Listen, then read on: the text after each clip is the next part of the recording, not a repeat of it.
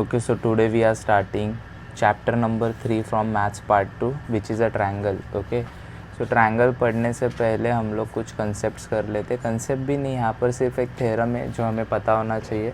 That theorem is the theorem of remote interior angles of triangle.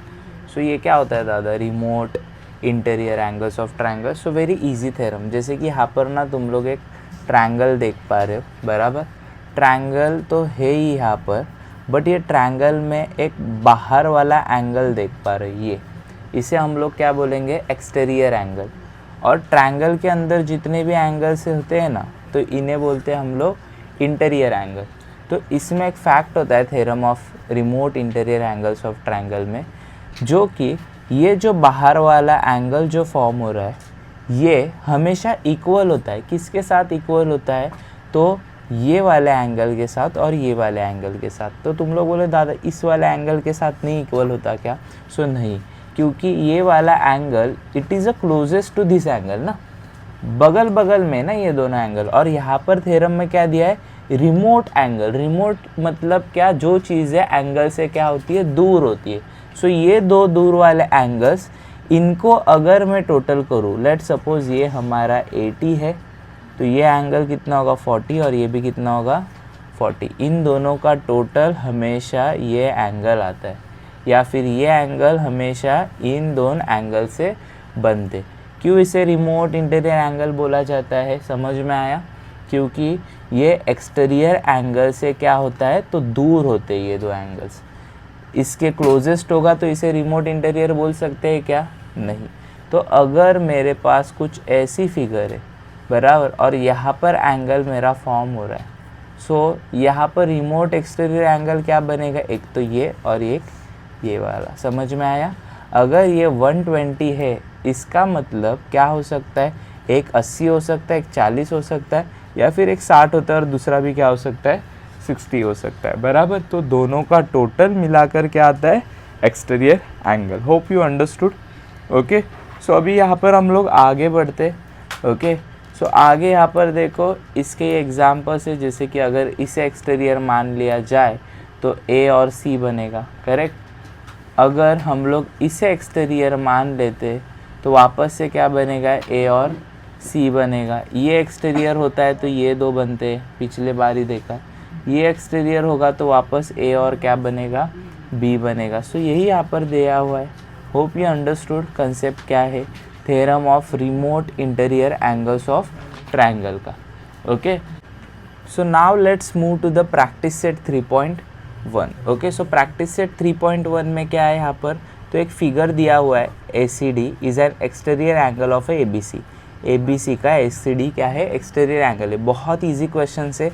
B का value पता है, A का value पता है. A कितना है 70 और B कितना है 40. मैं बोल रहा हूँ क्या, नहीं, ये दिया हुआ है. अगर ये दोनों 40 और 70, 40 70 कितने होते हैं, तो 110. कितना होगा ये, 110. ख़त्म हो गया ना, बस वही था. गिवन डेटा लिख दिया जो यहाँ पर मेंशन है. फाइंड क्या करना था, ACD जो एक्सटीरियर एंगल है. तो सॉल्यूशन में मैं क्या लिखूँगा, ACD is an exterior angle of triangle ABC. Given में ही था. कौन सा थ्योरम अप्लाई किया Shreyas, bye theorem of remote interior angles of triangle. So measure of ACD हमेशा मेजर एंगल A और मेजर एंगल B का क्या होगा, सम होगा. मतलब इसका और इसका क्या कर दिया, सम. तो आंसर कितना मिला, 110. आया समझ में? Okay, let's move to the another question which is a question number 2. Okay, so question number 2 यहाँ पर कर लेते हैं. क्वेश्चन नंबर 2 देखो क्या है यहाँ पर. सो इन अ PQR नामक ट्रायंगल है. Angle P is a 70, angle Q is a 65. ये 70 है, ये 65. Find the R. हमें क्या फाइंड आउट करना है, R फाइंड आउट करना है. मुझे बताओ, sum of all triangles of angles is always a 180 degree. तो ये 70 और ये 65 मतलब कितना होगा, 135. 180 में से 135 चले गए तो कितना बचेगा, so it is nothing but a 45 degree.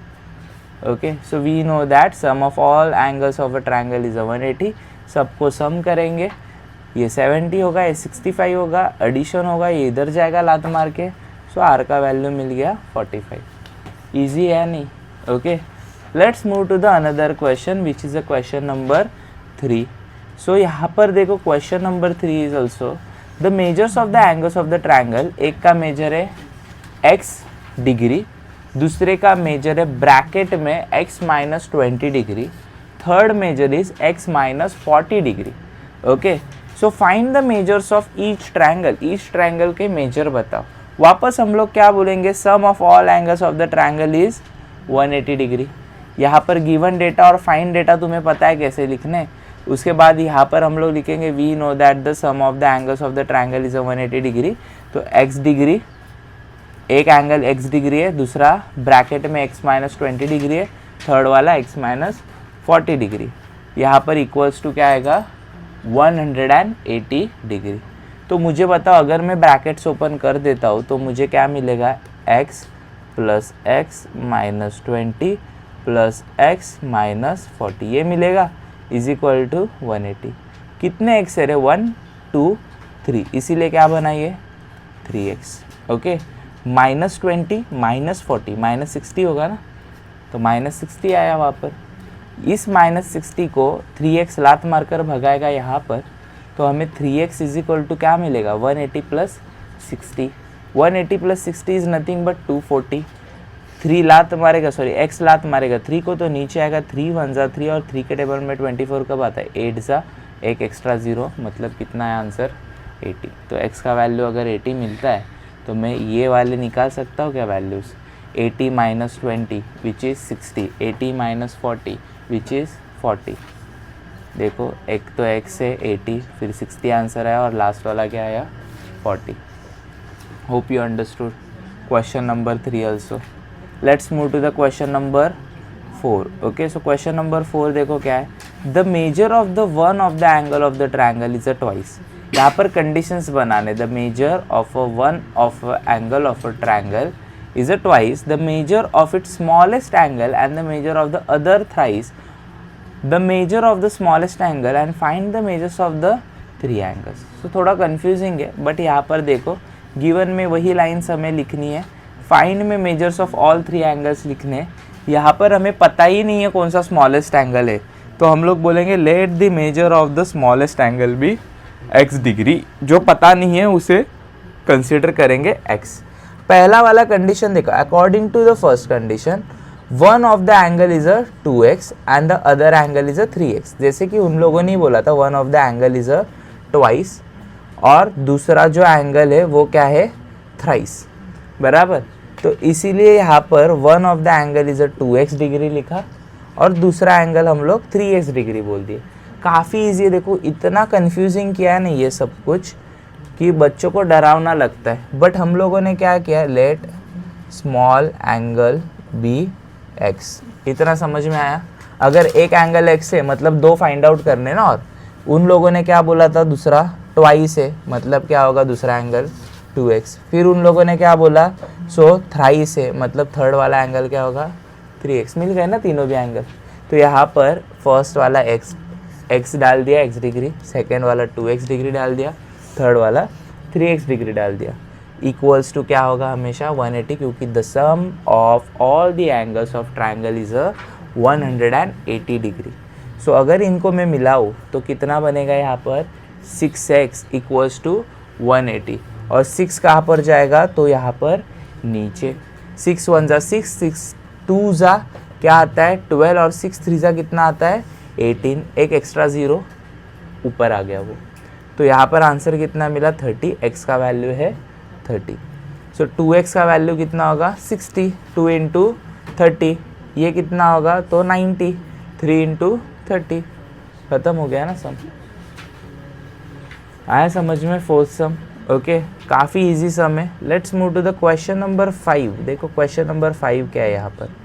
Okay, in a figure 3.9 measures of the sum angles are given. Angles के सम हमें दिए हुए बराबर. Using the measures find the values of the x y z. Okay, so यहाँ पर ना हमें 8 वाला मेथड यूज़ करना है. कौन सा 8 वाला, अगर 8 में तुम लोगों ने देखा होगा एक लाइन होती थी, लाइन के ऊपर और एक ऐसी लाइन होती थी. अगर ये मेरा 50 होता था बराबर, तो यहाँ पर हमारा ये कितना होता था,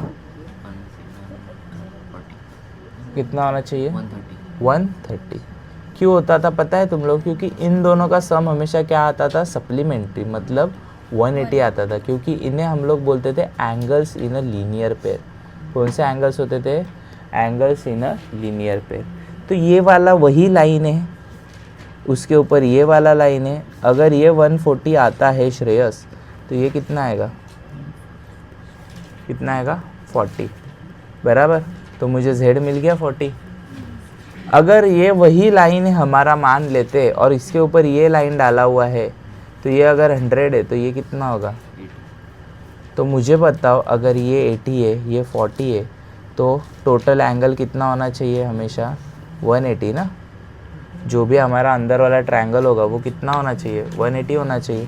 तो 80 ये है, 40 ये, मतलब कितने हुए टोटल 120, बराबर। तो कितना बचा 60। x का वैल्यू कितना है, एक फिगर से निकाला ना सिर्फ। तो लिखना कैसे है, तो एंगल्स इन लीनियर पेयर लिखना है सिर्फ हमें।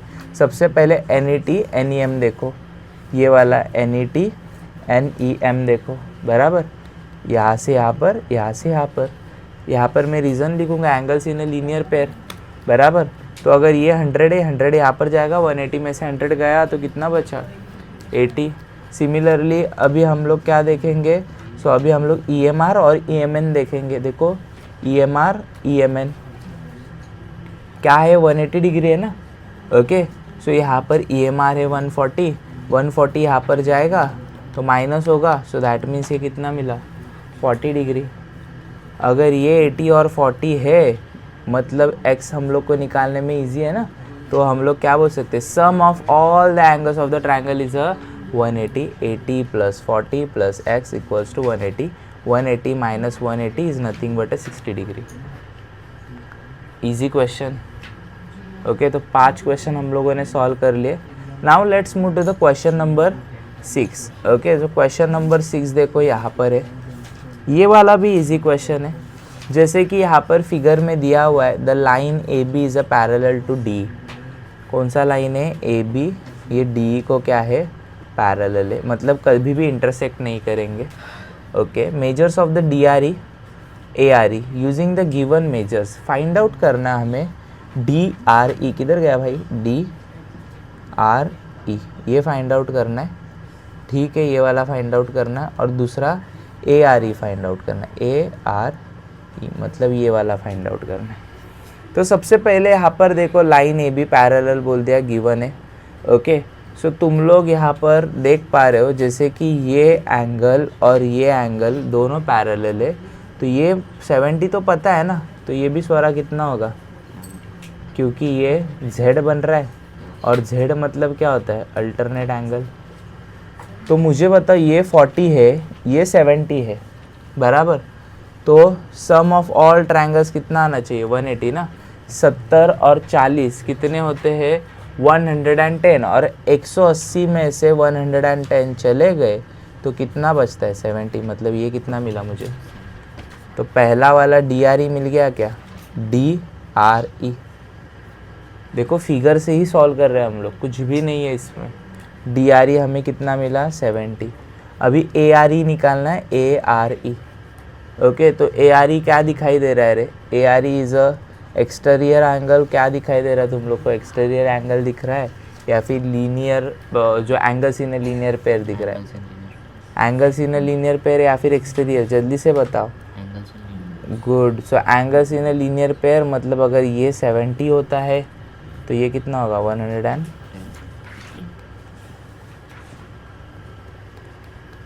आया समझ में, कुछ नहीं किया। सॉल्यूशन में line AB is a parallel to the D, given data लिखा, EDA और BAD अल्टरनेट एंगल है, जो मैं यही Z बोल रहा था, बराबर। EDA का नया वैल्यू हमें मिल गया 70, ये 70 मिला, तो sum of all triangles are always a 180 लिखने के बाद हमें 70 भी पता है, 40 पता है, दोनों का एडिशन करेंगे, इधर फेंक देंगे तो 70 मिलेगा। ये नया DRE हम लोग को 70 मिला। उसके बाद ये हमें क्या दिखाई दे रहा था, एक लाइन है और उसके ऊपर क्या है, और एक लाइन है, ये वाली लाइन है, ये लाइन है, ये 70 है, तो ये कितना होगा, 110। क्योंकि angles in a linear pair are always supplementary. आया समझ में? क्वेश्चन नंबर 6 भी उड़ गया। Let's move to the question number 7। बराबर, अभी क्वेश्चन नंबर 7 देखो क्या है यहाँ पर। Question number 7 is asking ABC हमारा ट्रायंगल है, एंगल A और एंगल B इंटरसेक्ट कर रहे हैं कहाँ पर? O पर। If the C is a 70, क्या C जो है 70 है, find the measures of the AOB, मतलब ये छोटू वाला का ये वाला निकालना है। बराबर, ये निकालना है ना हमें। बट यहाँ पर हमें दिख रहा है जो एंगल A जो है और एंगल B जो है, बराबर, दोनों आधे आधे हिस्से में कटे हुए हैं। बराबर, तो इसे मैं हाफ ऑफ एंगल A बोल सकता हूँ, क्योंकि आधा है ना AOB। हमें ऊपर वाला तो चाहिए भी नहीं, इसका कुछ लेना देना ही नहीं है। सिर्फ मतलब किससे? इत्तू से ट्रायंगल से ही मतलब है। क्यों इत्तू से ट्रायंगल से मतलब है? क्योंकि हमें ये चाहिए ना सिर्फ। बराबर, सो ये चाहिए, तो मैं यहाँ से जो हिस्सा इस्तेमाल करने वाला हूँ वो आधा हिस्सा ही इस्तेमाल करूँगा, तो इसे मैं हाफ ऑफ एंगल ए बोल सकता हूँ। यहाँ से जो हिस्सा मैं इस्तेमाल करने वाला हूँ वो भी हाफ ही करूँगा, तो हाफ ऑफ एंगल भी बोल सकता हूँ। बराबर, कर सकते हैं ना ऐसा? तो यहाँ पर देखो सॉल्यूशन में, सो एंगल CAO और OAB, CAO और OAB, इसे मैं क्या बोल सकता हूँ? हाफ ऑफ एंगल है। अभी मैंने समझाया ना, हाफ ऑफ एंगल है बोल सकता हूँ, क्योंकि ये हाफ ही चाहिए हमें। उसके बाद एंगल CBO और OBA, इसे मैं बोल सकता हूँ हाफ ऑफ एंगल B, बोल सकते हैं ऐसा। ओके, इसे मैंने इक्वेशन 1, 2 बोल दिया। We know that sum of angles of the triangle is a 180। तो ये छोटू वाले के बारे में बात कर रहे हैं ना, तो छोटू वाले के बारे में बात कर रहे हैं।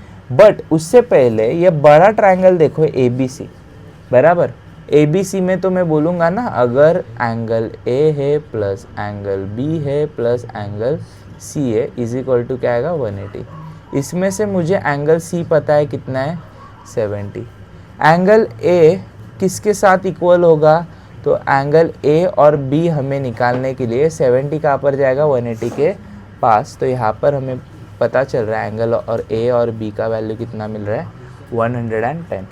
देखो क्या किया, ये हाफ ऑफ A और हाफ ऑफ B कैसे निकाला, समझ में आया।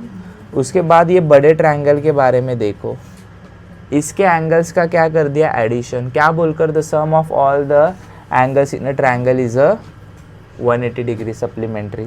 तो हमें ये 70 यहाँ पर मिलेगा, मतलब हमें दो चीज़ का वैल्यू मिल रहा है, एंगल A का और एंगल B का। कितना? 110। बट हमें हाफ हाफ का चाहिए ना, इस हाफ का और इस हाफ का।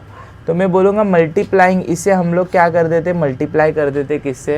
हाफ से। अगर यहाँ पर भी हाफ आएगा, यहाँ पर भी हाफ आएगा और यहाँ पर भी हाफ आएगा, तो ऐसा कुछ दिखेगा।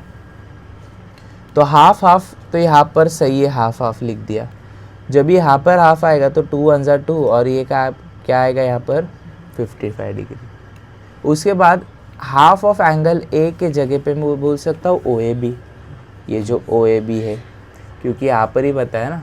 और हाफ ऑफ एंगल B के जगह पे बोल सकता हूँ OBA, वही लिख दिया, OAB और OBA। कितना डिग्री मिला? 55 degree. We know that sum of angles of the triangle. अभी हम लोग बारे में बात करेंगे, इस छोटू वाले ट्रायंगल के बारे में बात करेंगे। देखो, पहले बड़े वाले ट्रायंगल को इस्तेमाल किया, फिर अभी ये छोटू वाले ट्रायंगल के बारे में बात करेंगे। तो ये वाला एंगल, ये वाला रहेंगे, ये वाला एंगल, सबको क्या करेंगे? ऐड। देखो OAB OBA, ये दो तो यहाँ पर के ही थे, ये वाला और ये वाला। उसके बाद अभी AOB भी डालेंगे, तो AOB भी लिख दिया। बराबर, इन दोनों का वैल्यू तो पता है 55, इधर जाएगा तो क्या बनेगा? माइनस 180 में से 55 गया 125, मतलब ये छोटू एंगल कितने का है? 125। आया समझ में या उड़ गया दिमाग से? नहीं समझा? ओके, देखो एक बार वापस से मैं तुम लोग को बता रहा हूँ। सबसे पहले तो क्वेश्चन क्या पूछ रहा है? सो गिवन में यहाँ पर हमारे पास है AO जो है वो बाइसेक्ट कर रहा है A को बाइसेक्ट कर रहा है 2 टुकड़े में।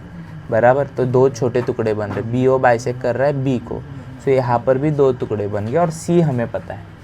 ठीक है, सो 2 ट्रायंगल है, ट्रायंगल के अंदर एक बड़ा वाला ट्रायंगल है, एक बड़ा ट्रायंगल है और एक छोटा ट्रायंगल है। ठीक है, सो 2 ट्रायंगल्स है, बट हमें बड़े वाले ट्रायंगल को इस्तेमाल करके इसका वैल्यू चाहिए।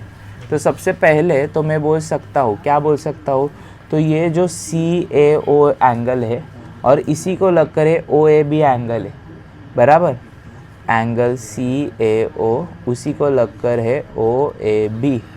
ये किधर से इनिशिएट हो रहे हैं, एंगल ए से बन रहे हैं ना, बट दोनों भी क्या है, हाफ हाफ है ना, इसीलिए इसको क्या बोल दिया, हाफ ऑफ एंगल ए। उसके बाद सेकेंड जो एंगल बन रहा है CBO, एंगल CBO। उसके बाद दूसरा बन रहा है एंगल OBA। OBA कहाँ से इनिशिएट हो रहा है, एंगल B से, बट ये दोनों हाफ हाफ है ना, इसलिए इधर मैंने बोल दिया हाफ। तो ये दो लाइंस पता चल गए, ओके। अभी यहाँ पर खेल क्या है तो समझो, अभी ये छोटे के बारे में भूल जाओ, अभी हम लोग सोचेंगे बड़े ट्रायंगल के बारे में। सो बड़े ट्रायंगल में मैं बोलूँगा here sum of all angles in a triangle ABC। तो ये लिखने के बाद मुझे क्या मिलेगा, angle A plus angle B plus angle C is equal to 180, ऐसा मिलेगा, बराबर। मुझे A और B पता है क्या, नहीं, मुझे C पता है ना सिर्फ, तो C कितना है 70, यहाँ पर आएगा 180। 180 में से 70 गया तो कितना मिलेगा मुझे, how much will I get, 180 में से 70 गया 110 मिलेगा। मतलब जो एंगल A और एंगल B का नया वैल्यू मुझे कितना मिल रहा है, 110। यहाँ तक समझ में आया। 110 जब भी वैल्यू मिला तभी हम लोगों ने क्या किया, मल्टीप्लाई किया उसको हाफ से, ओके। हाफ से क्यों मल्टीप्लाई किया, जानबूझकर किया, क्योंकि हमें वहाँ पर OAB और OBA को लाना है, इसलिए हाफ से अगर इसे मल्टीप्लाई करते हैं तो ये और ये कट हो गया, यहाँ पर 55 आएगा, और हाफ ऑफ A जो है और हाफ ऑफ एंगल B जो है, इसके जगह पे हम लोग क्या लिख सकते हैं, OAB OBA। OAB लिख दिया, OBA लिख दिया, तो उन दोनों का वैल्यू कितना है 55। ये और ये एंगल दोनों का वैल्यू कितना है मिलाकर 55। अगर इन दोनों का वैल्यू 55 है तो ऊपर वाले का वैल्यू कितना होगा 135, क्योंकि वो 180 में से 55 क्या हो जाएगा माइनस, तो वही तो किया 125, 135 नहीं 125 होगा, 55 माइनस किया तो we know that sum of all angles of the triangle is 180। So यहाँ पर बेसिकली इन दोनों का वैल्यू 55 है, तो यहाँ पर जाएगा AOB का वैल्यू कितना मिलता है 125। नाही समजले, इजी आहे, काय नाही, ठीक है। आफ्टर लेक्चर तुम्हाला पुन्हा एकदा सांगतो, ओके। बट अभी तक तो मैंने जितना सिंपल हो सका उतने सिंपल तुम लोग को बताया। यहाँ पर देखो 9th वाला सीधा कर रहे, 8 क्वेश्चन और क्वेश्चन नंबर 10 अगले लेक्चर में करेंगे। थोड़े से और डरावने हैं, तो तुम्हें अभी नहीं समझ में आ रहा है क्वेश्चन नंबर 7, तो वो कर कुछ मतलब भी नहीं है, तो अभी के लिए इतना ही करेंगे। क्वेश्चन नंबर 1 से लेकर क्वेश्चन नंबर 9, सिर्फ क्वेश्चन नंबर 8 और क्वेश्चन नंबर 10 नेक्स्ट लेक्चर में देखते। तो यहाँ पर देखो using the information of figure, ये 70 है, तो ये कितना होगा 70, क्यों, वर्टिकली ऑपोजिट एंगल। ये 100 है तो ये कितना होगा 80, angles in a linear pair. तो ये 70 ये 80 दोनों का ऐड करो कितना होता है 150। 150 180 में से 150 गया तो कितना बचता है 30, ये कितना होगा